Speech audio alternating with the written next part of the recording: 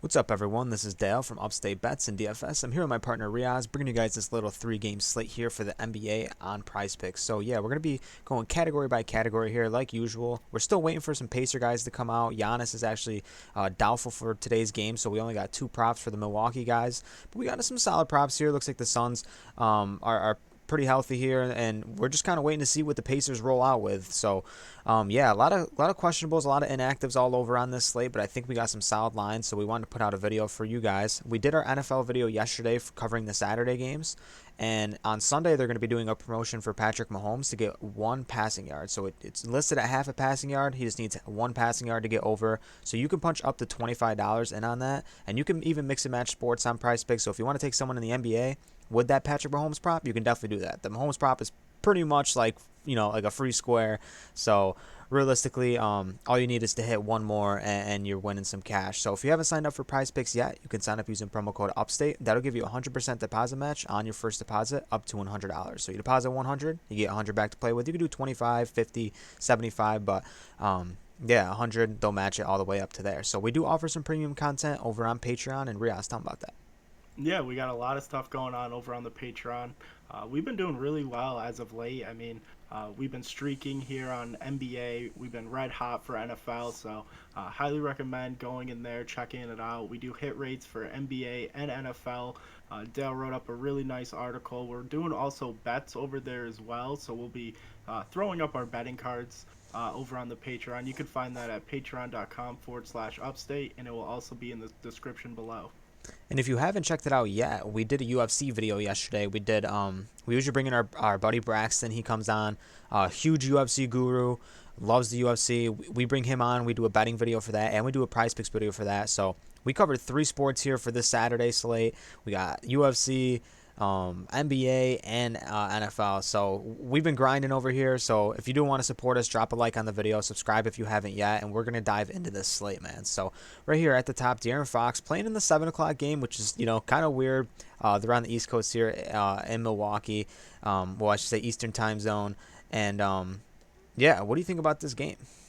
Yeah, I think this is going to be a little more competitive now that Giannis is doubtful for this game. I mean, it definitely brings Grayson Allen into this game. He'll definitely get a majority of the run, considering just how well he plays when Giannis is off the court. I mean, at 10.5, we know the upside with him. Um, Middleton had a tough game last night. His line moves up to 23.5. I don't know if I'm really going to be on that line. It just feels safer taking the discount here with Grayson Allen, just getting a little bit more run. Yeah, we still have Holiday in this game, but Holiday hasn't been getting the most amount of run, really. 27 minutes last night. Has been going up, but he's on a back-to-back, so I don't know if they are going to rest him tonight. We haven't gotten official news yet. I do like Portis here a little bit, too. If you're following me on the Patreon, I've been all over Middleton. Like Riaz said, got burnt last night from him. He's at 17.5. We haven't seen a really big one since the game against the Warriors. But I think with Giannis being out, I think he looks pretty solid tonight. But I do agree with Allen can go out there and he can give you three threes and maybe get to the line and kind of get us there. So that's a solid little value for Grayson Allen for sure. I'm really all over Darius Garland today at 19.5. Major production. We saw a little bit of a slump. Majority in his last 10 and the front half of his last 10 games. We saw a little bit of a slump. He went for like 9 points, 15 in there, 11 against Utah. But he's been picking it back up lately. Just got us over against Chicago a couple days ago. But he's coming off 3 days of rest. This is an Oklahoma City team that gives up a lot of points. I expect a lot of points to be scored in this game. I think Garland looks really good in this spot.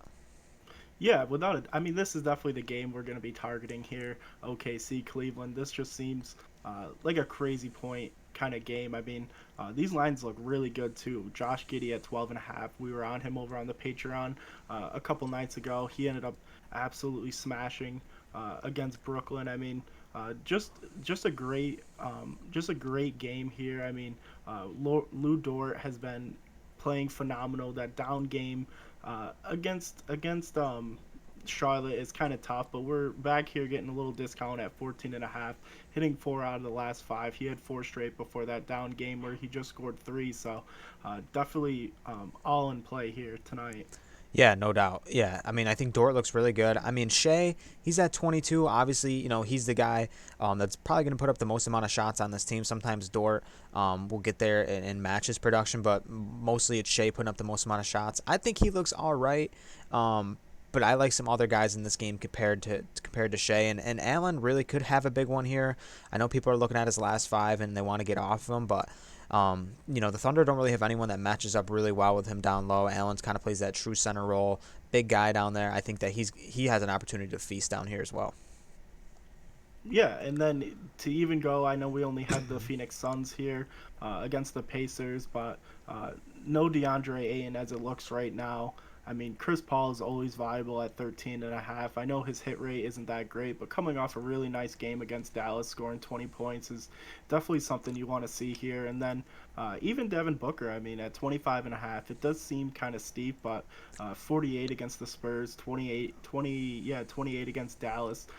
Just been scoring the ball very well, and with DeAndre Ayton and really nobody on this Pacers team. I mean, no Brogdon as of right now, questionable. No Sabonis, Miles Turner. So they're just going to really have the second team, third string guys just kind of roll into this lineup if everyone's out. So it could be a blowout. That could be something you might want to look at, but there's no reason Devin Booker and Chris Paul can't just continue what they've been doing. Yeah, I mean, I was on Cam Johnson too. He was at 9 on the Patreon. I was all over him.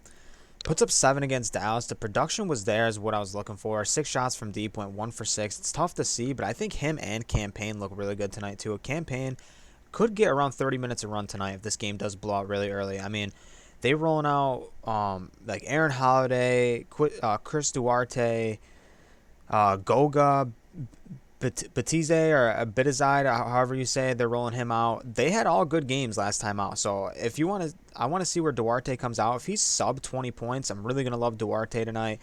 Holiday looks pretty good if he stays around his like 13 to 14. So, but between Payne and Johnson, I think both look really good. Obviously, the studs, Paul and Booker, are viable any given night. But I think Payne can Payne can definitely get some extended run tonight. So let's go over to rebounds. And who do you like here? I mean, I saw a lot of people on Giddy yesterday, and in the past 2 days went for 11 and 9. He comes in a nice spot tonight. Not as good as the spots he was in against Charlotte and San Antonio, but I think he can still get it done here against Cleveland. It's a lot tougher of a matchup, but he looks decent. But I'm wondering who you are on. Yeah, Gady's definitely not bad at 6.5. We know Cleveland is probably one of the bigger starting fives in the league, but Marvin Bagley here at 7, starting to get a little more run for this team, which is really nice to see.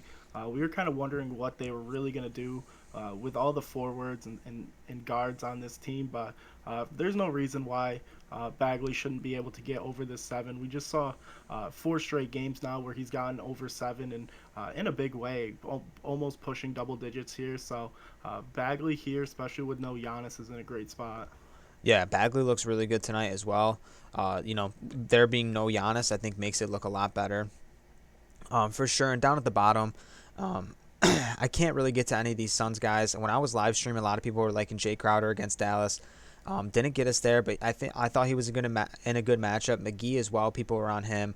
But I just with Ayton being out, McGee, you would think he'd get extended run, but he just hasn't rebounded the ball very good at all this season. Don't think I can get to any of these Suns guys in terms of rebounders, and that's pretty much it for me in rebounds. Yeah, I mean, Chris Paul had a nice little run when DeAndre Ayton missed the extended period of time, and his line was sitting around 3.5. I don't really mind it here at 4, especially with the lineup. The Pacers are going to be sending out with no Sabonis and Miles Turner, so that's definitely one you could take a look at. Yeah, no doubt. He did have that really nice streak. That really nice streak. He was going for like 7 for 7, 8 for 8 at that one time period where he was absolutely smashing rebounds. But he was just kind of getting just over. So it was a little sketchy at the time, but you couldn't ignore the hit rate for sure. And then over an assist, man. Curious on who you like here. Yeah, I mean, someone we really haven't talked about, but it has just been assisting the ball very well and kind of what we thought that he needed to do to kind of get this team going, and that's Shea Gilgeous-Alexander. 4 out of 5 with 1 push. Just really playing phenomenal basketball, kind of seeing that he kind of needs to be the leader for this OKC team if they want anything going for the rest of the season. And really nice matchup here against Cleveland. So I can see him still with the line being at 5 to still continue to keep this streak alive. Well, yeah, with Giddy scoring the ball a little bit better as of late, they got some other scorers on this team. Dort could have a big one tonight for sure. And the amount of points that they're giving up, they have to kind of keep up. If they want to make the games competitive. So for sure, I think Shea's definitely in play here in assist. I like his line at 5. Garland definitely has been playing really well, all over the place, scoring the ball. Being a facilitator too. I mean, the numbers for assists are crazy. 15, 18 against this Oklahoma City team, 12. I'm ready to go back to Garland here. Against the same team, he just had 18. He doubled this prop against them um, not that long ago. So I would definitely like going to Garland here tonight at 9 for sure. Yeah, I mean, it's hard to fade those numbers. And then Chris Paul, I mean, going up a half from last night, he was at 8.5. I was all over him, or a couple nights ago. I was all over him against Dallas, and he got 11 really early. So no problem going back to Chris Paul as well. Yeah, he's like one of those guys too. Night in, night out, you can always go to Chris Paul for assists. Kind of like a safety blanket.